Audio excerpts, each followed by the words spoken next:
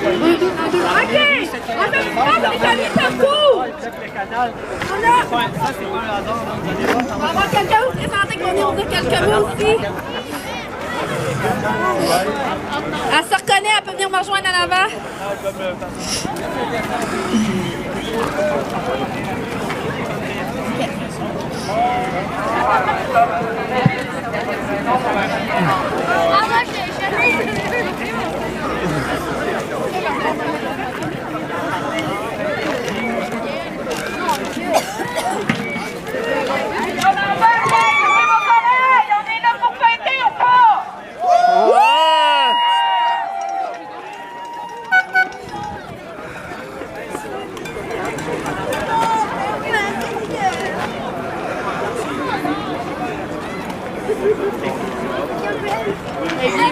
J'ai pu faire du coronavirus. Elle la chante bien, elle.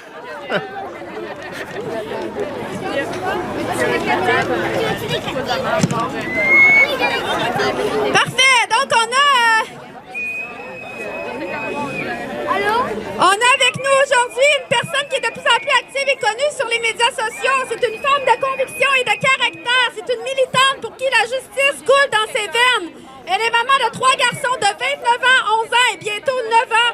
Elle est également grand-maman d'un petit prince de 2 ans et d'une princesse de 7 mois.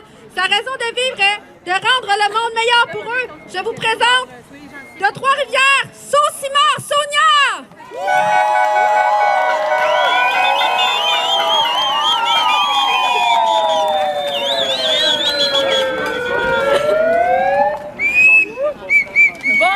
Bonjour, merci d'être ici. Je tiens à vous remercier en fait tous et chacune d'être ici au nom de tous les enfants que je tiens et au nom de tous les enfants en qui je tiens en fait et à toute la population. En ce samedi, le 27 mars 2021, ça fait plus d'1 an que nous vivons dans une forme de tyrannie déguisée sous forme de mesures sanitaires excessives, d'où la moyenne de décès, toutes morts confondues, qui signifie comorbidité, n'excède pas le 0,12%. Malgré plusieurs plaintes provenant de plusieurs secteurs, la secte gouvernementale menée par ce gourou, François Legault, de la CAQ,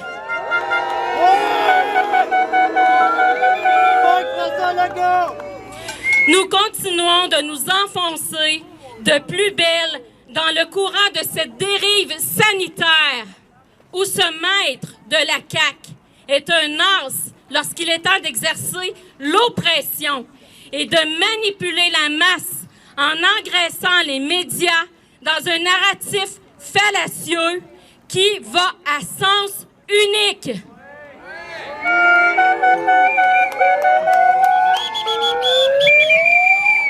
Et ce, dans le but de maintenir ce climat de peur qui règne ici-bas depuis mars 2020. Des mesures sanitaires aussi excessives sont loin d'être des mesures qui ont pour effet de ralentir ou d'arrêter la prolifération de ce virus supposément mortel, tellement mortel que, je le répète, ici au Québec, à ce jour, le taux de décès est de 0,12%, incluant la comorbidité. Après avoir fait planter l'économie dans la restauration, les gyms, les PME, après avoir été l'instigateur de la hausse de violence, de dépression, de taux de suicide. Cet aliénant vise maintenant nos enfants et c'est inadmissible.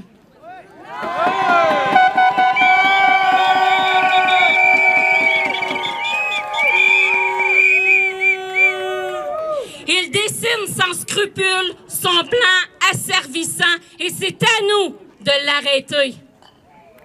Vous savez, les enfants sont un prêt de la vie. Ils ne nous sont pas donnés.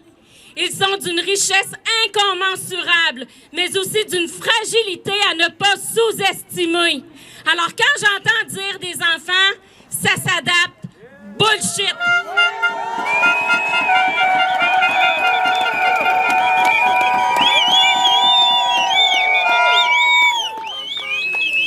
Ainsi, il est à notre devoir, nous les citoyens, vous les policiers, vous les médecins, vous les pharmaciens, de les protéger pour préserver cette belle énigme lumineuse des mains maudites étant celle de notre cher gouvernement.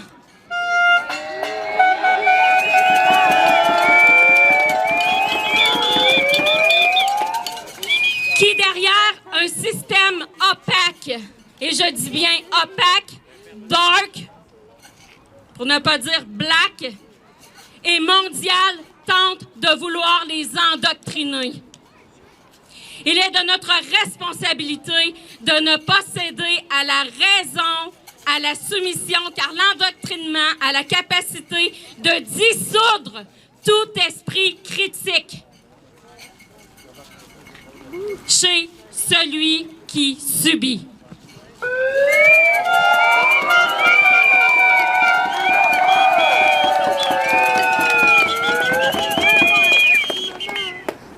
Ne laissons pas cette politique devenir un foyer québécois de l'endoctrinement. Non!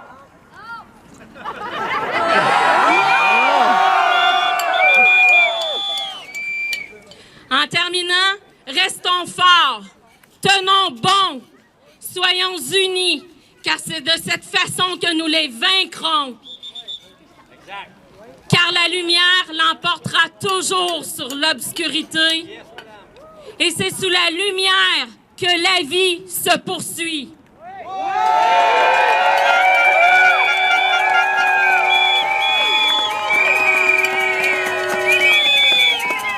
Merci beaucoup. Je vous aime fort, fort, fort. Merci, Sonia! Merci, merci! On espère peut-être aller marcher à Trois-Rivières une prochaine fois.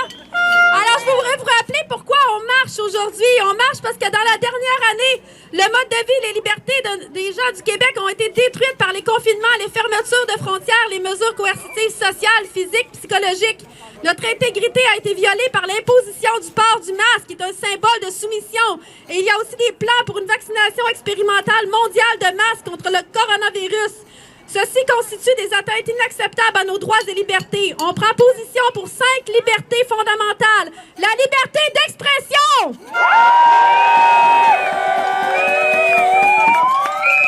La liberté de mouvement! La liberté de choix! La liberté de rassemblement! La liberté de santé! C'est le temps d'agir dès maintenant!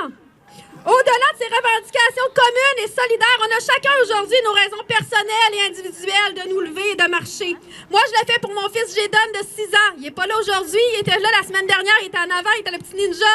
Puis il a fait 3 marches, puis là, il m'a dit « Maman, je suis un petit peu fatiguée. » Mais j'ai dit « C'est correct, mon gars, repose-toi, mais ne lâche jamais. » Donc, je me lève pour mon fils de 6 ans, Jayden, à qui je refuse d'enseigner la soumission aveugle à des dictats et des lois qui ne font plus de sens.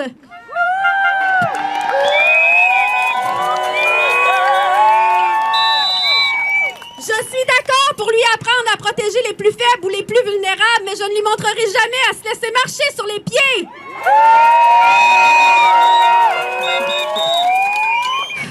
Je suis d'accord pour lui enseigner la résilience dans l'adversité, mais je refuse de lui montrer la résignation devant l'absurdité. Je suis d'accord pour lui apprendre ce qu'est la bienveillance et la solidarité, mais pas la distanciation et l'absence de socialisation. Je suis d'accord pour lui indiquer qu'on doit respecter la bulle de l'autre, mais pas la catégorisation et la division.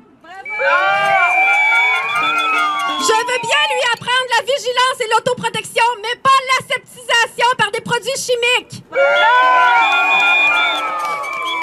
Je veux lui enseigner à développer son propre jugement, sa propre pensée critique et non la docilité et le conformisme. Je souhaite lui montrer comment diriger positivement les autres et non les soumettre ou les manipuler. Je ne souhaite pas faire de mon enfant un outil au service de l'économie et du capitalisme, mais je souhaite le voir devenir un adulte demain libre, heureux et confiant en ses capacités et en sa santé.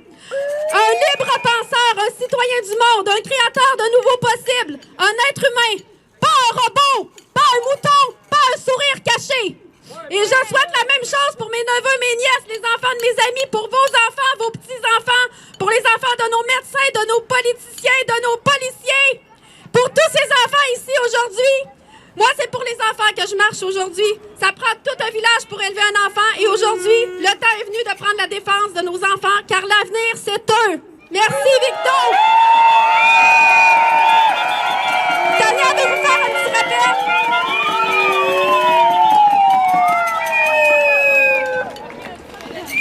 Vous êtes vraiment hot, Victo. Je suis contente de m'être déplacée. Moi, je suis de Drummondville, je suis maman aussi. Puis, ben, j'ai pas grand-chose à rajouter à ce qu'elle dit. C'est pas mal un copier-coller, je dirais. Moi, je me vois encore être la poffine. Je dois vous rappeler les décrets. On m'a demandé de vous les rappeler encore une fois. Donc, c'est distanciation sociale et le masque. Sinon, vous courez la chance d'avoir un constat d'infraction quand on va retourner à notre stationnement là-bas. Si vous prenez la décision de ne pas respecter un des deux ou les deux, vous prenez le constat avec le sourire. Ils ne font que leur travail. C'est des humains comme nous qui doivent utiliser de bons jugements. Sur ce, on repart.